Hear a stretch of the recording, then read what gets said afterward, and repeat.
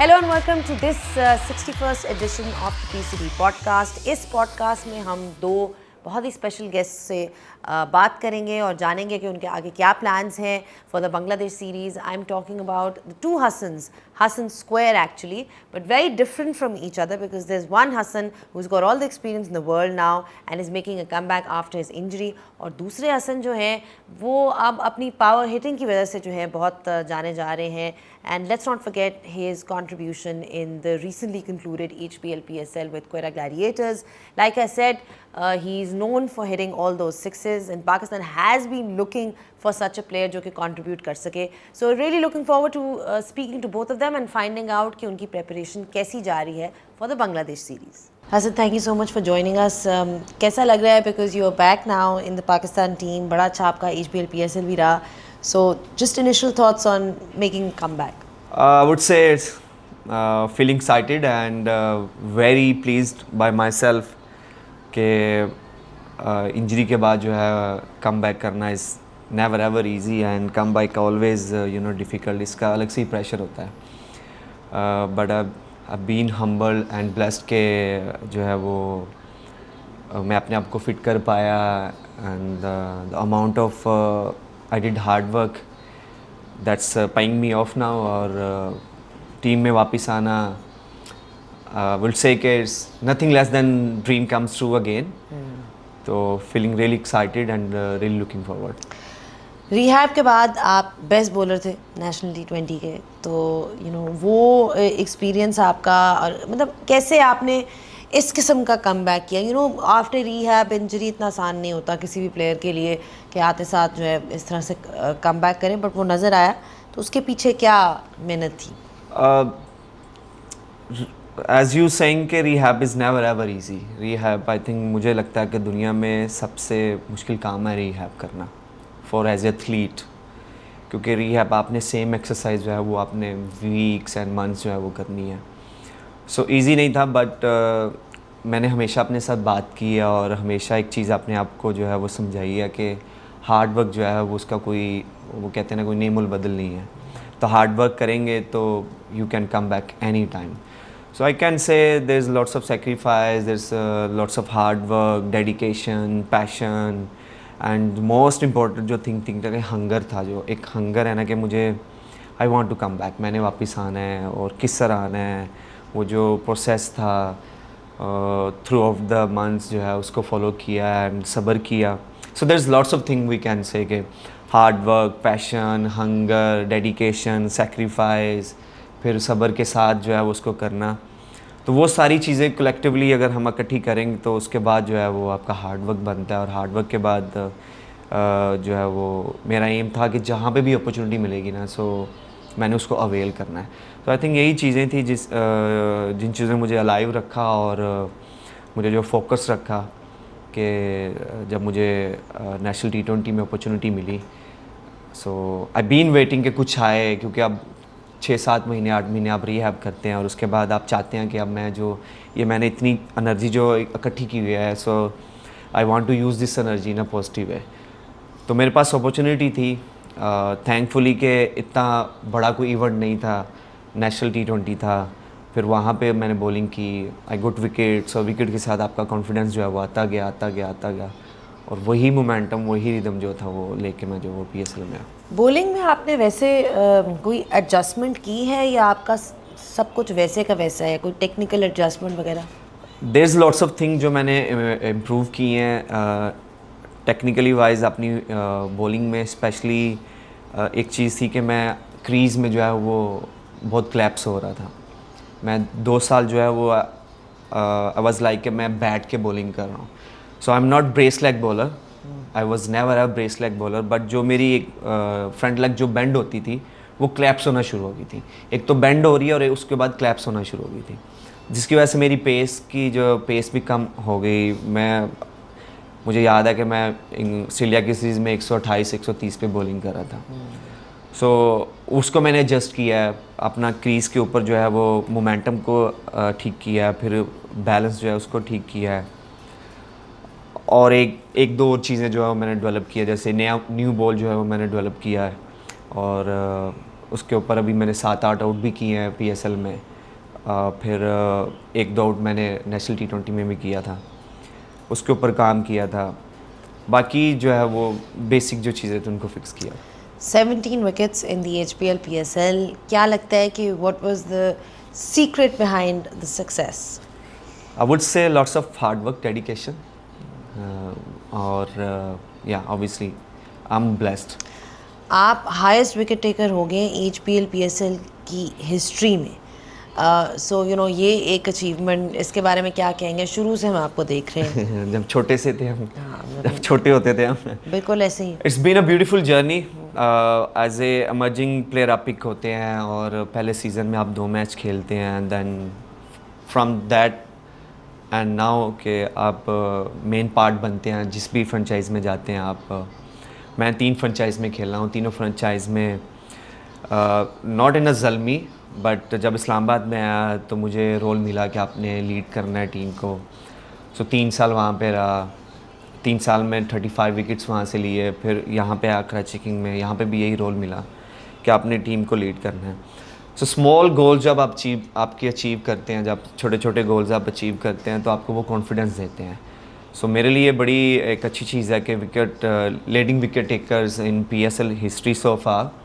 सो जब आपके ये छोटे छोटे गोल्स जब पूरे होते हैं तो आपको ये एक एक्स्ट्रा एज होता है कि आपको एक्स्ट्रा चीज़ मिलता है कि नहीं यार, हाँ आई हैव डन समथिंग। तो वो चीज़ आप जो है आपको कॉन्फिडेंस देती हैं, तो आप फिर जो है वो स्टिल आप हंगर रहते हैं, आप कहते हैं कि नहीं I have done something good, so I want to improve more and more. Power play में बहुत अच्छा आपका इस दफ़ा रहा है HPL PSL going at under 7 and over. So उस फेज़ में क्या चीज़ इम्पोर्टेंट होती है with all the restrictions? I think I am very strong believer कि आप अपने अगर बेसिक्स आपसे ठीक हों तो मुझे नहीं लगता कि आपको कोई चीज़ जो है वो डिस्टर्ब करती है। So as a team, I am not gonna say as a individual, as a team we plan कि हम जो है obviously I have worked on my new ball as well. Meanwhile my rehab, वहाँ पे मैंने new ball पे भी काम किया क्योंकि आई वांट कि मैं हर फेजेस पे जो है वो बॉलिंग कर सकूँ, और जहाँ पे टीम को ज़रूरत पड़े तो मैं उस तरह, क्योंकि अभी जिस तरह की क्रिकेट हो रही है तो कहीं पे भी शफल हो सकती हैं चीज़ें। जो 5 नंबर का बैट्समैन वो ओपन पे भी आ सकता है, ओपन का बैट्समैन जो है वो कहीं पे भी बारी कर सकता है। तो इस तरीके से जो है ना, क्योंकि मुझे टाइम इनफ मिल गया था, तो इस तरीके से मैंने अपने आप को जो है वो ट्रेन किया था।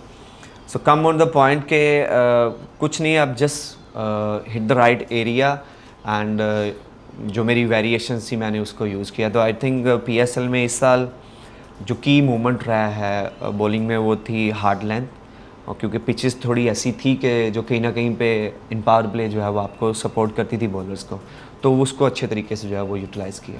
नहीं, वो तो बिल्कुल नज़र आ रहा है। आपकी इंजरी के बाद आपका रिहैब का एक्सपीरियंस पाकिस्तान में NCA में एंड इंग्लैंड में वो कैसा रहा? रिहैब का एक्सपीरियंस कभी भी अच्छा नहीं रहता honestly, but that's your way to get back. या एग्जैक्टली।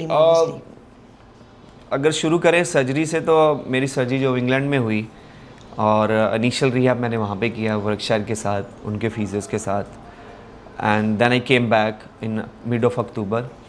तो यहाँ पे NCA में आया, तो यहाँ पे आया, but love to say thank you to the PCB and obviously जिन लोगों ने मेरे साथ काम किया, इफ्तिखार भाई जो फिजियो थे, सबूर भाई ट्रेनर थे, फिर एक और ट्रेनर थे इफ्तिखार भाई, फिर एक और फिजियो थे मुल्तान के, मुझे उनका नाम भूल गया, उन्होंने भी मेरे साथ काम किया। बट इफ्तिखार भाई जो फिजियो है उन्होंने हम सम टाइम ऐसे भी होता था कि दिन में भी रिहैब करते थे और इवनिंग में भी करते थे, and he was with me in Karachi Kings as a my personal physio.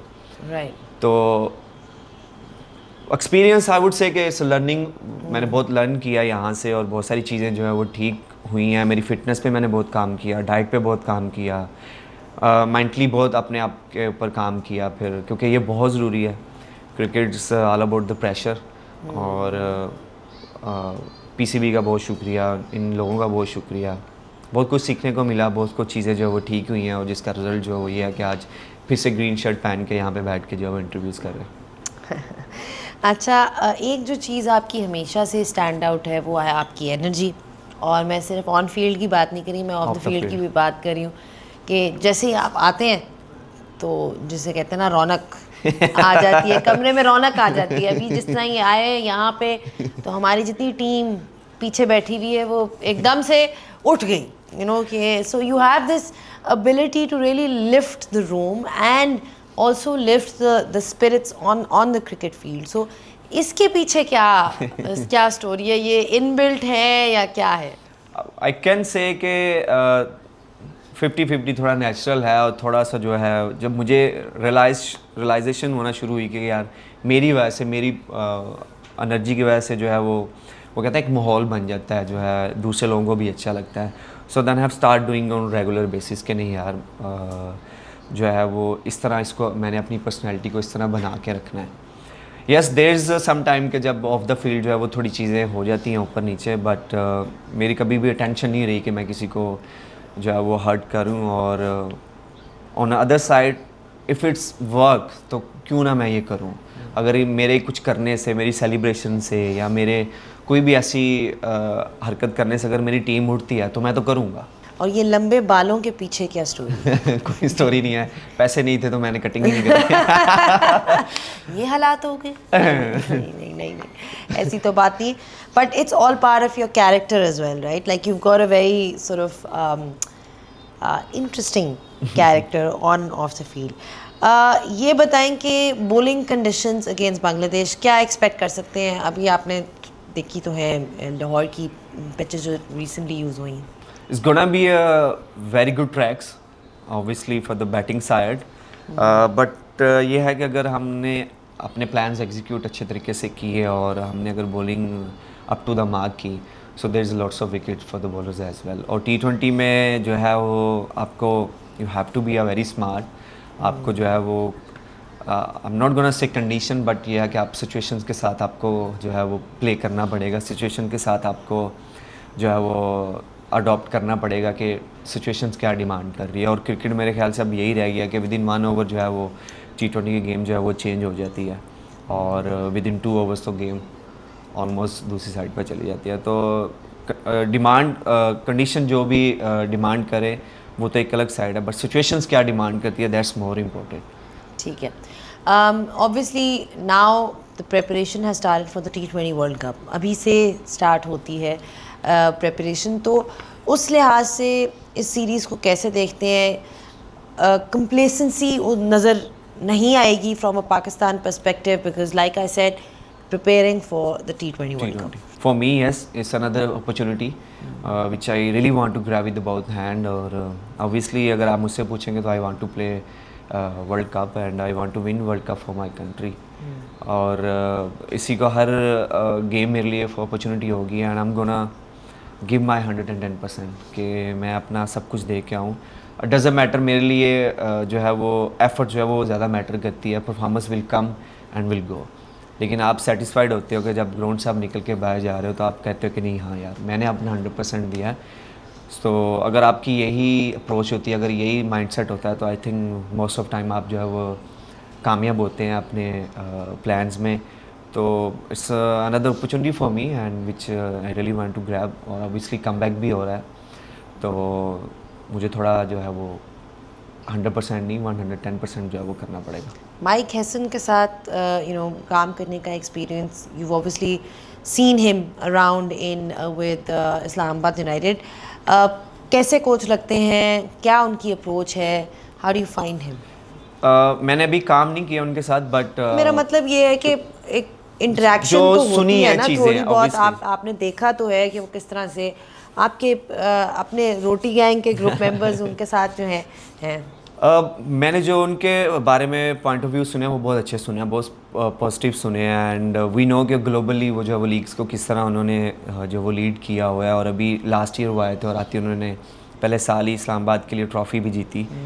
And obviously credit goes to him as well because he was the head coach. और बहुत अच्छे रिव्यूज़ सुने हैं, और जो भी इंटरेक्शन हुई है उनके साथ लास्ट कुछ दिनों में एक पॉजिटिव वाइब्स जो हैं वो आई हैं. और एक जो मुझे सबसे अच्छी चीज़ ये लगी है कि जो रोल्स हैं वो क्लियर हैं, जो क्लैरिटी है जो चाहिए हर किसी को वो बहुत क्लियर एंड स्ट्रेट है कि जी ये क्लैरिटी है, ये चीज़ें हैं, हम इस तरह चाहते हैं, ये करेंगे वो करेंगे, which is very good. I think if I am not wrong he is one of the coach जिनसे बात करके एक चीज़ की क्लैरिटी मिली है कि जी हाँ आपके ये रोल्स हैं, हम ये चाहते हैं आपसे, हमारी ये डिमांड है. Things looking positive and let's see. ठीक है. अभी तक के आपके T20 करियर में what's been the highlight of your career and what is that one thing that you still want to achieve or something that you feel कि ये चीज़ मैंने अभी पाकिस्तान क्रिकेट के लिए करनी है? I think as every individual I want to be a part of that team के जो वर्ल्ड कप उठाए. and अभी तो जिस तरह हम नंबर 8 पे हैं, सो अभी तो इनिशियल प्लान हमारा यही होना चाहिए कि हम जो है एक तो वर्ल्ड कप भी आ रहा है तो उसको हमारा एक पूल ऑफ ग्रुप उस तरह का होना चाहिए कि जो हमारे 15 से 20 लड़कियों के ये हम वर्ल्ड कप के लिए देख रहे हैं. एंड उससे पहले ओबियसली हमें अपनी रैंकिंग जो है वो ठीक करनी पड़ेगी क्योंकि ओलंपिक्स भी आ रही है और उसके लिए भी जो है क्वालिफाई करना बहुत ज़रूरी है. तो I really want to win the world cup for the Pakistan. Ultimately हर किसी का गोल यही होता है. ओबियसली उसके लिए हमें जो है वो परफॉर्मेंस देनी पड़ेगी बैक टू बैक कंटिन्यूसली. जो है वो हमें वो कंसिस्टेंसी जो है ना वो हमें शो करनी पड़ेगी एज ए ग्रुप. यादगार लम्हा एक रह गया अभी तक के करियर का. I would say there's a couple of I can say, but obviously जब डेब्यू किया था T20 के लिए फिर आई रिमेंबर कि हम बांग्लादेश जिम्बाब्वे में थे तो हम पहला मैच जीत के दूसरा मैच हार गए और मैं और शाहीन जो हम रेस्ट पे थे क्योंकि हमने उसके बाद टेस्ट मैचेस खेलने थे. बट सडनली क्योंकि हम लोग जिम्बाब्वे से हार गए थे दैन मैनेजमेंट डिसाइड कि नहीं हमें इन दोनों में से अब एक को खिलाना पड़ेगा. दैन दे चूज़ मी और उन्होंने बोला कि हसन आप खेलोगे. एंड वो डिसाइडर में आई था उसमें I become a man of the match and I feel really happy कि यार हम रेस्ट पे थे लेकिन सडनली इन्होंने मुझे बोला कि आप खेलोगे और की मोमेंट पे मैंने आउट किया. इवन का I know may be the people will say कि जिम्बाब्वे के against man of the match हुए बट फॉर मी कि अपनी टीम को मैच जितवाया and I would say that was the key moment. और भी कुछ होंगे बट अभी मुझे याद नहीं है. चले ठीक है Hasan, thank you so much for your time and we wish you all the best for the Bangladesh series. Thank you so much.